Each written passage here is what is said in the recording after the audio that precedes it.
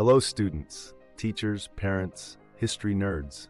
Hello everybody, and welcome to Nutshelled History, where we lay out the facts, the good, the bad, and the ugly. We continue with our Modern World History series by looking at revolutions sweep Europe. Don't forget that there's a link for a fill-in-the-blank worksheet in the description. Feel free to use it. I just ask that you like and subscribe. I apologize for any mispronunciations ahead of time. I do my best. Okie dokie. After the Congress of Vienna, people with opposing ideologies plunged Europe into decades of turmoil. Conservatives, including monarchs, nobles, and church leaders, favored a return to the social order that had existed before 1789. They decided to work together in an agreement called the Concert of Europe. Conservatives wanted to restore the monarchies that Napoleon had deposed. They supported a social hierarchy in which lower classes respected and obeyed their social superiors. They also backed established churches and opposed constitutional governments. Conservative leaders such as Prince Metternich of Austria sought to suppress revolutionary ideas. Inspired by the Enlightenment and the French Revolution, liberals and nationalists challenged conservatives. Liberals included business owners, bankers, lawyers, politicians, and writers. They wanted governments based on written constitutions. They opposed established churches and divine right monarchies. They believed that liberty, equality, and property were natural rights. They saw government's role as limited to protecting basic rights, such as freedom of thought, speech, and religion. Only later in the century did liberals come to support universal manhood suffrage, giving all men the right to vote. Liberals also strongly supported laissez-faire economics. Nationalism gave people with a common heritage a sense of identity and the goal of creating their own homeland. In the 1800s, national groups within the Austrian and Ottoman empires set out to create their own states. Rebellions erupted in the Balkans, where there were people of various religions and ethnic groups. The Serbs were the first to revolt. By 1830, Russian support helped the Serbs win autonomy or self-rule within the Ottoman Empire. In 1821, the Greeks revolted, and by 1830, Greece was independent from the Ottomans. Revolts spread to Spain, Portugal, and Italy. Metternich urged conservative rulers to crush the uprisings. In response, French and Austrian troops smashed rebellions in Spain and Italy. In the next decades, sparks of rebellion would flare anew.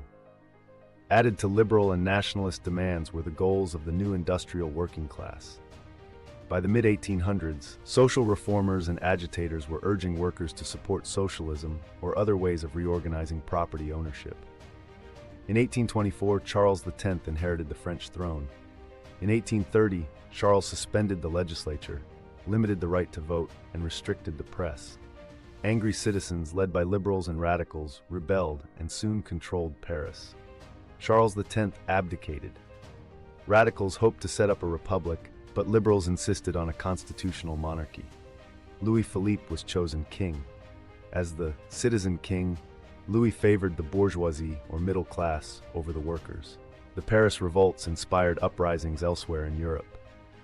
Most failed, but the revolutions frightened rulers and encouraged reforms.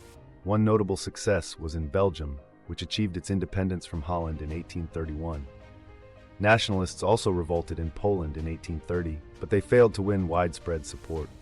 Russian forces crushed the rebels. In the 1840s, discontent began to grow again in France. Radicals, socialists, and liberals denounced Louis Philippe's government. Discontent was heightened by a recession. People lost their jobs, and poor harvests caused bread prices to rise. When the government tried to silence critics, angry crowds took to the streets in February 1848. The turmoil spread, and Louis Philippe abdicated. A group of liberals, radicals, and socialists proclaimed the Second Republic. By June, the upper and middle classes had won control of the government. Workers again took to the streets of Paris. At least 1,500 people were killed before the government crushed the rebellion. By the end of 1848, the National Assembly issued a constitution for the Second Republic, giving the right to vote to all adult men. When the election for president was held, Louis Napoleon, the nephew of Napoleon Bonaparte, won. However, by 1852, he had proclaimed himself Emperor Napoleon III. This ended the Second Republic. The revolts in Paris in 1848 again led to revolutions across Europe, especially in the Austrian Empire. Revolts broke out in Vienna, and Metternich resigned. In Budapest, Hungarian nationalists led by Louis Kossuth demanded an independent government. In Prague, the Czechs made similar demands. The Italian states also revolted, and the German states demanded national unity. While the rebellions had some short-term success, most of them had failed by 1850. And now it's time for a little recap. The Congress of Vienna nostalgically attempted to roll back Europe to its pre-1789 heyday, favoring monarchies and the suppression of revolutionary impulses, led by the ever-dour Prince Metternich of Austria.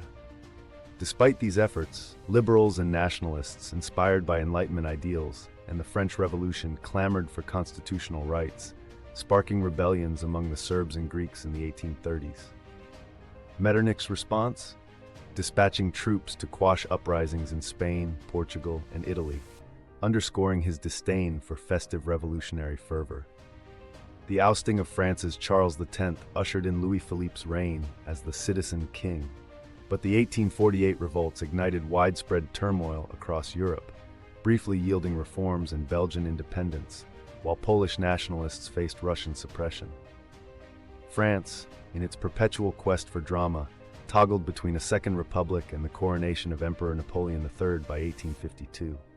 Despite sparking demands for independence in Vienna, Hungary, Italy, and Germany, by 1850, most rebellions fizzled, highlighting that meaningful change demands more than fleeting uprisings. Bravo, Europe, for your knack for turning history into a captivating spectacle. There you have it, folks. That is Revolution Sweep Europe Nutshelled. Thanks for stopping by Nutshelled History. Stir up some revolutionary fervor with those like and subscribe buttons, and tell us how you did it in the comments down below.